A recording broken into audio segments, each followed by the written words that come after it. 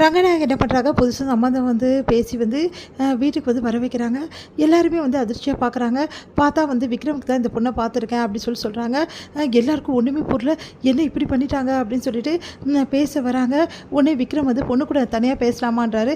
கண்டிப்பாப்பா, நீங்கள் 2 பேர் தான் வந்து கட்டிக்க போகிறீங்க, தனியாக பேசலாம், எந்த பிரச்சனையும் இல்லை, எந்த பொண்ணு வீட்லேயும் சொல்லிடுறாங்க. அதே வந்து விக்ரம் வந்து கூட்டின்னு போயிட்டு தனியாக பேசணும்னு போகிறாரு. சரி சொல்லுங்கள் அப்படி சொல்லிட்டு கேட்குறாங்க.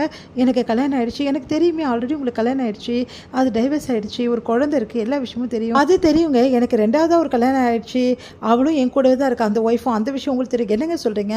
ஆமாம், உங்களுக்கெல்லாம் எடுத்துகிட்டு வந்து காஃபிலாம் கொடுத்தால, அதுதான் என்னோட ஒய்ஃபு, அவள் பேர் வேதா, நீங்கள் பார்த்துருப்பீங்க அப்படின்னோடனே, அவங்களா? ஆமாம் சார், அது வந்து இப்போ தெரியுதுங்களா, ஒய்ஃப் எனக்கு வந்து கூடவே தான் இருக்கா, கல்யாணம் ஆகிடுச்சு, நான் 3ஆவதாக கல்யாணம் பண்ணுற ஐடியாவே இல்லைங்க, தயவு செய்து வந்து இந்த கல்யாணத்தை நிறுத்திடுங்க, நானே நிறுத்தினா எல்லா உண்மையும் சொல்ல வேண்டியது இருக்கும், எங்கள் அத்தை வந்து விடவே மாட்டாங்க, அதனால் நீங்களே ஏதாவது காரணம் சொல்லி நிறுத்திடுங்கன்னொன்னே, என்னங்க நீங்கள் இப்படி பண்ணுறீங்க, சீக்கிரமாகவே வந்து அவங்கக்கிட்ட இன்ட்ரடியூஸ் பண்ணி விடுங்க, பாவங்க அவங்க வேதா அப்படி சொல்லிட்டு போகிறாங்க. இவங்களுக்கு கூட பாவம் தெரியுது, ஆனால் என்ன பண்ணுறது, சொல்ல முடியலையே அப்படி சொல்லிட்டு யோசிக்கிறார் விக்ரம். அடுத்து வந்து என்னம்மா பேசிட்டியா? நான் பேசிட்டேன், சரிப்பா கிளம்பலாம் வீட்டில் அப்படி அவங்க வீட்டில் இருக்கவங்க கிட்ட சொல்கிறாங்க. ஏன்டி உனக்கு மாப்பிள்ளை பிடிக்கல? இல்லை, அவருக்கு வந்து குழந்தை தான் முக்கியமாக, குழந்தை வந்து இருக்குது தான் தெரிஞ்சு தானே நம்ம பார்க்க வந்தோம், இருக்குன்னு பார்க்க வந்தோம், இருந்தாலும் இன்னொரு குழந்தை பெற்றிக்க மாட்டேன், இந்த குழந்தைய தான் நம்ம வந்து வளர்க்கணும்னு சொல்கிறாரு, அதனால் இந்த சம்மந்தம் வேணாப்பா அப்படின்னோடனே, என்னங்க இது கொஞ்சம் கூட நியாயமே இல்லாமல் இருக்குது, என் பொண்ணு கடைசி வரைக்கும் குழந்தைய பெற்றுக்கூடாதா, அந்த குழந்தை ஆயா வேலை செய்யணுமா, இதெல்லாம் நல்லாவா இருக்குது அப்படின்னோடனே, நாங்கள் சொல்கிறத கேளுங்க, அவங்க எவ்வளோ சொல்லி பார்க்குறாங்க ரங்கநாயகி, அதெல்லாம் கேட்க முடியாதுங்க, என் பொண்ணுக்கு நாங்கள் வேறு இடம் பார்த்துக்கணும்னு சொல்லிட்டு போயிடுறாங்க. இதனால் ரங்கநாயகி ஏன்ப்பா இவ்வளோ பண்ண அப்படின்னு சொல்லிட்டு கேட்குறாங்க. வேறு என்ன பண்ணுறது, குழந்தை முக்கியம் நான் சொன்னேன், இந்த மாதிரி ஆளுங்க இப்படி தான் போடுவாங்க, எவ்வளோ வரேன்னு பார்த்துருவாங்க, எல்லோரும் இப்படி தான் சொல்கிறாங்க, சொல்லிட்டு போயிடுவாங்க, யாருக்குமே யார் பிடிக்காது, ஆனால் வேதா மட்டும்தான் வந்து இந்த வீட்டில் வந்து எல்லாருக்கிட்டையும் அட்டாச்மெண்ட்டாக இருக்கா, இப்போ இல்லைனா அவ்வளோதான் அப்படின்னு நம்மலாம் சொல்லிட்டு இருக்காங்க. இதை கேட்டுறாங்க, நான் இங்கே மனசு மாறுறாங்க.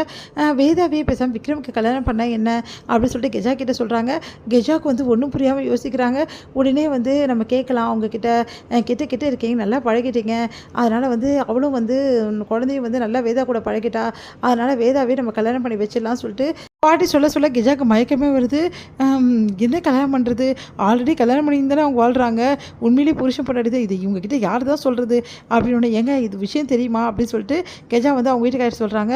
உடனே வந்து எங்கள் அக்கா தான் பார்த்தியா, நல்லவங்க யார் கெட்டவங்க யார் எப்படி அழகாக கேட்ச் பண்ணிட்டான்னு சொல்லிட்டு அப்படின்னோடனே, அதெல்லாம் இருக்கட்டும் ஒரு பக்கம், இப்போது அவங்க 2 பேருக்கும் மறுபடியும் கல்யாணம் பண்ணுறது, கல்யாணம் பண்ண மாமா உங்கள் அக்கா வந்து வேதாவை பெண் கேட்க சொல்கிறாங்க, இது எங்கே போய் முடியும், என்னது இது அப்படி சொன்னோன்னே, ஆமாம் இப்போ என்ன பண்ண போகிறேன்னு தெரியலையே, காவேரி எப்படி சமாளிக்க போகிறேன்னு தெரியலையே, எப்படியும் அந்த பெண் பார்க்கும் படலத்தை எப்படியும் முற்றுப்புள்ளி வச்சாச்சு, கண்டிப்பாக என் பையனே இந்த வேலையை செஞ்சிட்ருப்பான், அடுத்து வந்து நான் என்ன பண்ணுறதுன்னு ஒன்றுமே புரியலையே, எப்படியாவது வந்து இவங்க இப்போ கல்யாணத்தை நடத்தியே தீருவேன்னு சொல்லிட்டு உங்கள் அக்கா வந்து வீட்டில் உட்காந்துருக்காங்க, எனக்கு ஒன்றும் புரியல அப்படின்னா, அக்கா கிட்ட எல்லாம் உண்மையும் சொல்லிடலாமா, சொன்னால் அதுக்கப்புறம் ஏன் நிலமை என்ன வருது, இப்படியே சொல்லி எல்லாரையும் பயமுறுத்து அப்படின்றாரு.